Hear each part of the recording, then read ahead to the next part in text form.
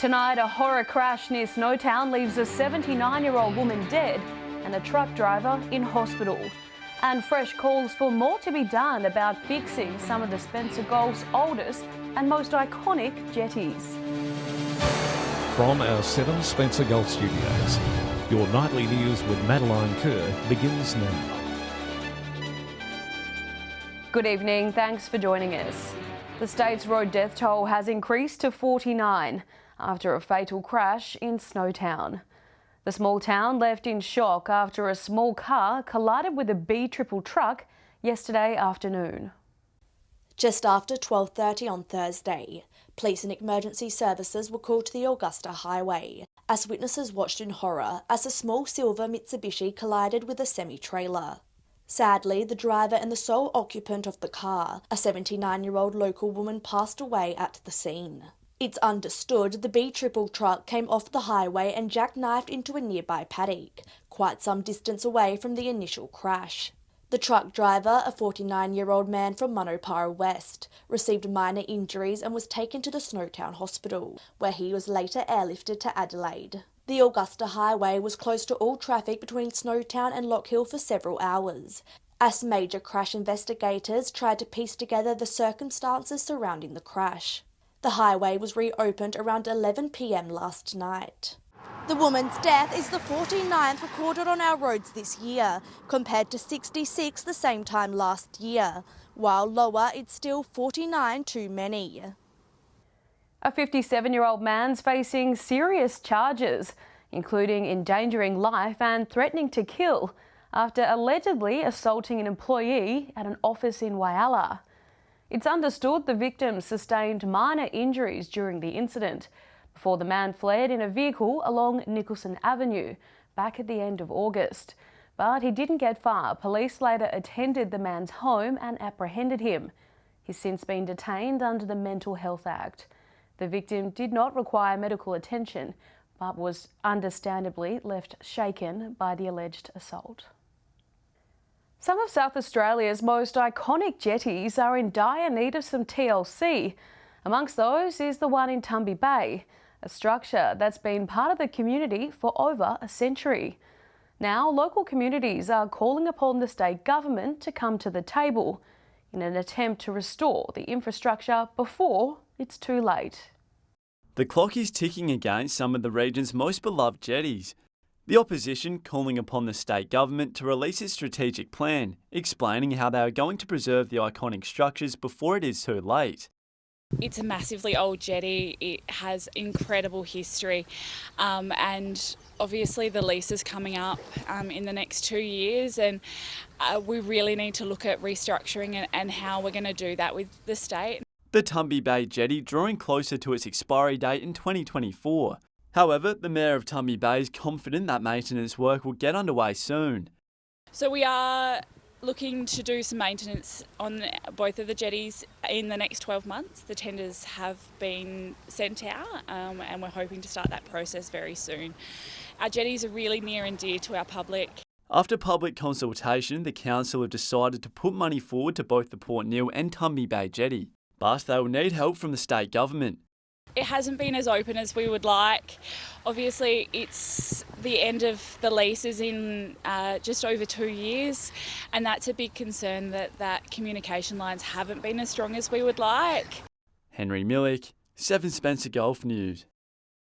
The Flinders Ranges is set for a major tourism boost after it was nominated for World Heritage status by UNESCO. But the state government and local council says the process will take several years to complete. One of the greatest natural beauties of South Australia, the Flinders Ranges. An area inhabited for over 50,000 years by the local Indigenous groups, offering breathtaking landscapes and a vital piece of Australian railway history. Now the Ranges could join an exclusive club as they have been nominated for UNESCO's World Heritage List. I think we are pretty confident that we'll get World Heritage status. It is such a magnificent part of the planet, not just of South Australia or Australia, but of the world. And I think we've got a very, very strong case, and we've worked incredibly hard over a number of years to get there. Flinders Ranges Council is moving ahead with their own plans for a dedicated centre about the history of the region. We picked up a grant for $100,000 and have been doing a business plan for a geoscience cum cultural centre in Hawker. So this will be the stepping off point. This is our vision of this. The architects have come up with some pretty incredible designs and that. The application is now in Paris, but the process for getting World Heritage status is expected to take some time. We are not going to be doing our proper submission of the final document until February 2024.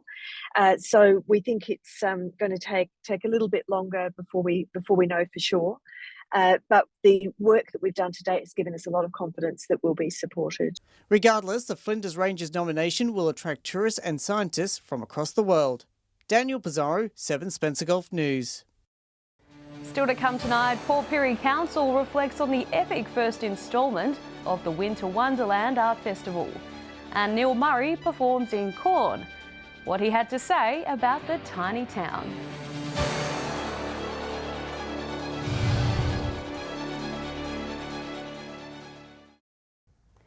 Welcome back to 7 Spencer Gulf News.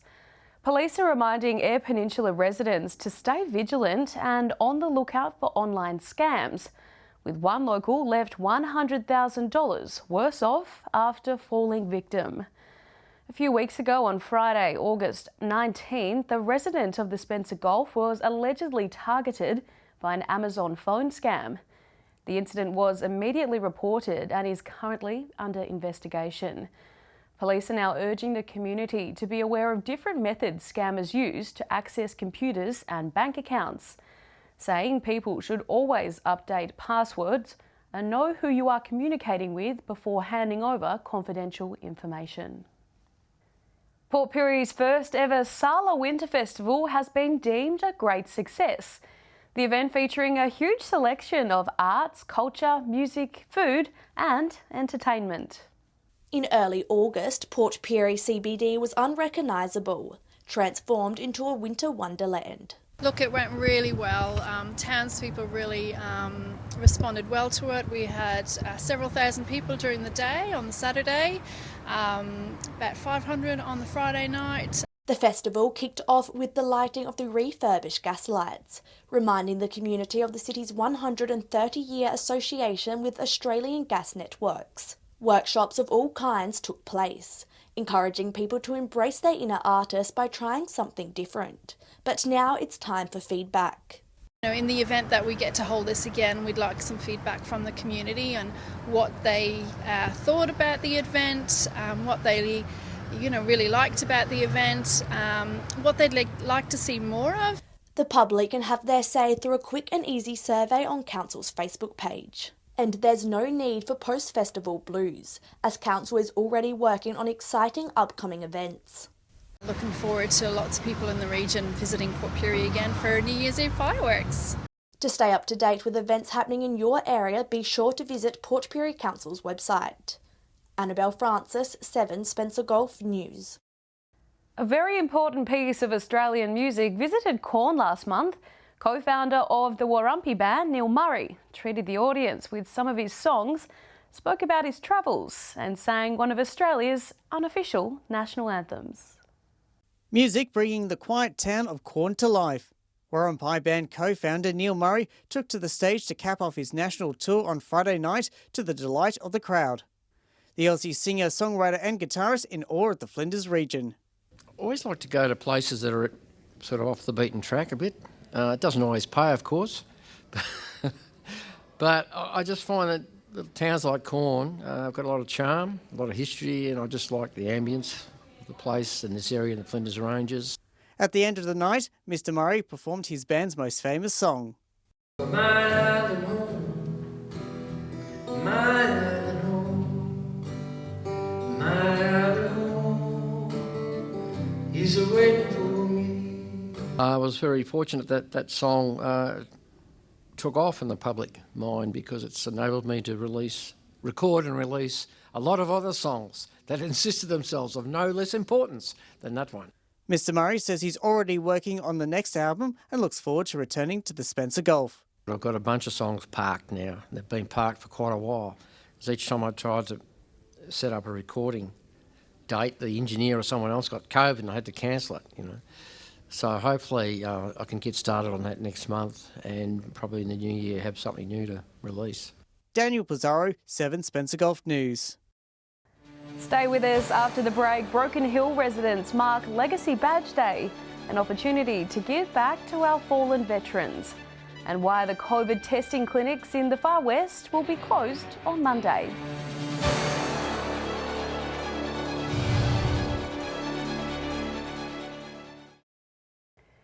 Welcome back to 7 Spencer Golf News. Both major parties have shot down a call from the Greens to bring back regional passenger train services to the Spencer Gulf. Opposition leader David Spears says it's simply not viable. The Greens are pushing for expanded public transport services in regional South Australia, with submissions to a parliamentary inquiry suggesting they want regional rail to return. And one of the things that's coming through very strongly is people would like to see a rail network for the regions, because South Australia is the only state in the country that doesn't have a dedicated rail service for our regional areas. But both major parties say it's not viable. A rail line between Port Augusta and Adelaide, while probably quite a romantic idea and nice to talk about, just wouldn't stack up economically. There hasn't been any rail passenger services for the Spencer Gulf since the Iron Triangle Limited ground to a halt in 1990. For now, Port Augusta residents have to use their car or bus to get around. Daniel Pizarro, 7 Spencer Golf News. Legacy's annual Badge Day was today, with the Broken Hill chapter out and about for the first time in 2 years. The organisation raises some much needed funds and awareness for families of fallen servicemen and women.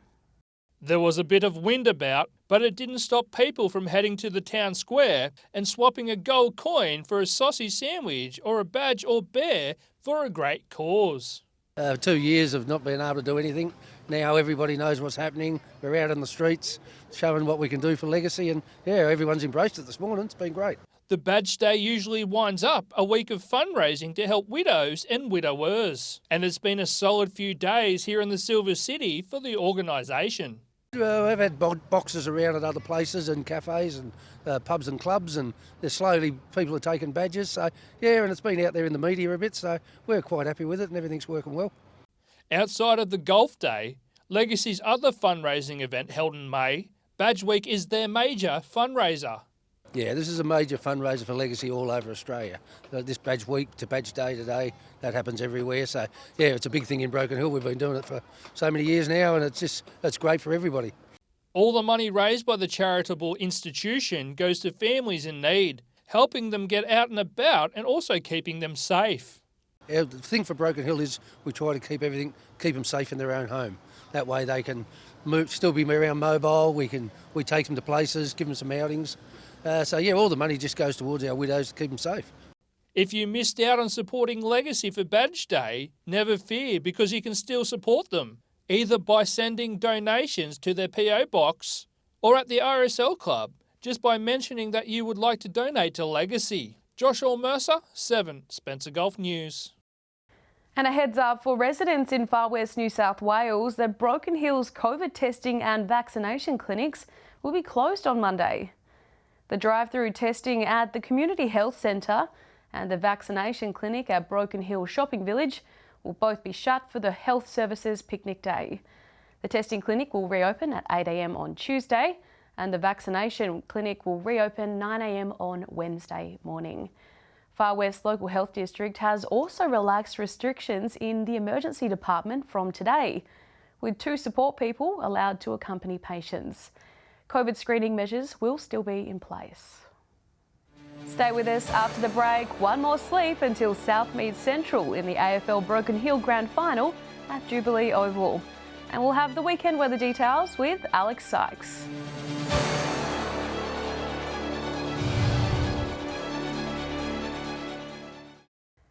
Welcome back to 7 Spencer Golf News.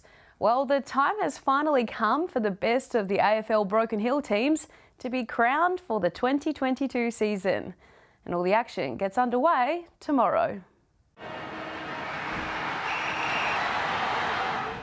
Grand final day in Broken Hill has finally arrived, and what a cracker of a game in A grade. Central plays South. South are the juggernaut, dominated this competition for years. Central last year did not win a game in men's A grade. Big recruiting campaign, they're there tomorrow. Can they win? I don't think so. South will continue. In the women's, Central and South. Women's competition started in 2012. Central have dominated this. I think they'll win the premiership tomorrow. The Magpies, Central and the women's, South to win the A grade. It's going to be a cracker of a day at the Jube.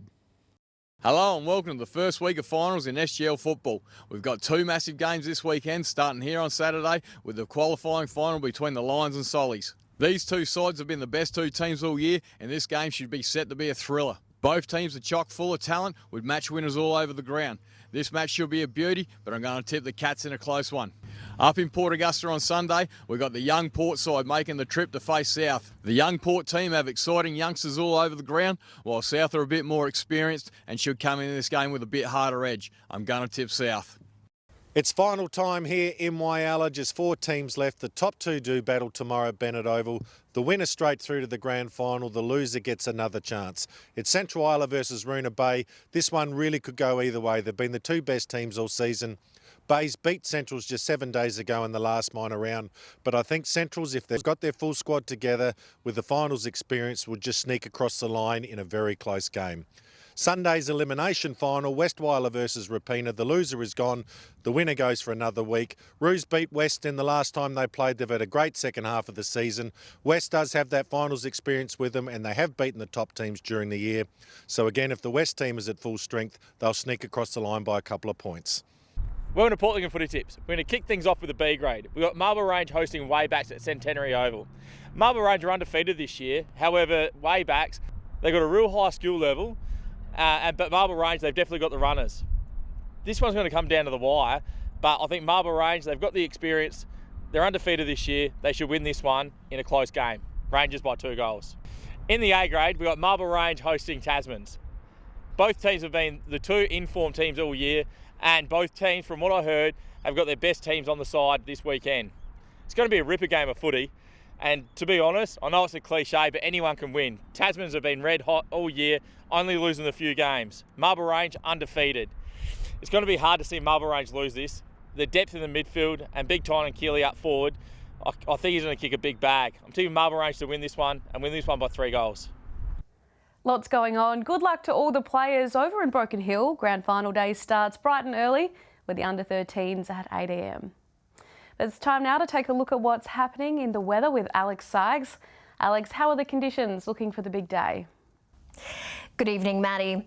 Just about perfect conditions in the Silver City. Tomorrow the sun will be out, about 15 degrees, and some southerly winds for those players taking to the field at Jubilee Oval. Don't forget your sunscreen. The Bureau is advising sun protection between 10 a.m. and 3 p.m. while the UV index is at its highest.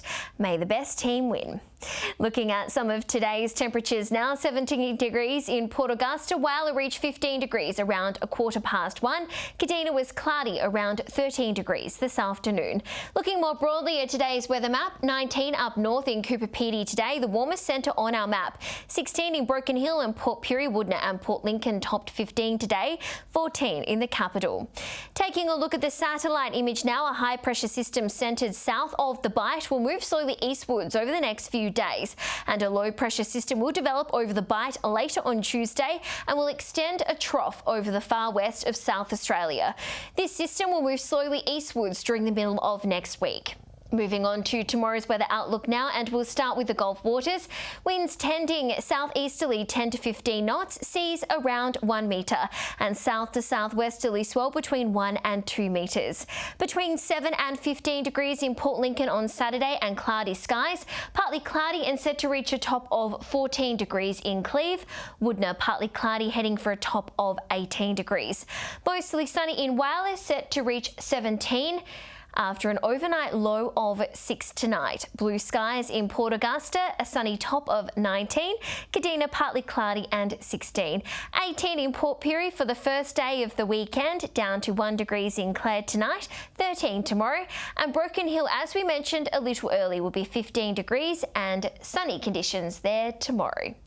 Taking a look further through the week now, possible showers in Port Lincoln on Sunday, but the rest of the region is clear of any rain.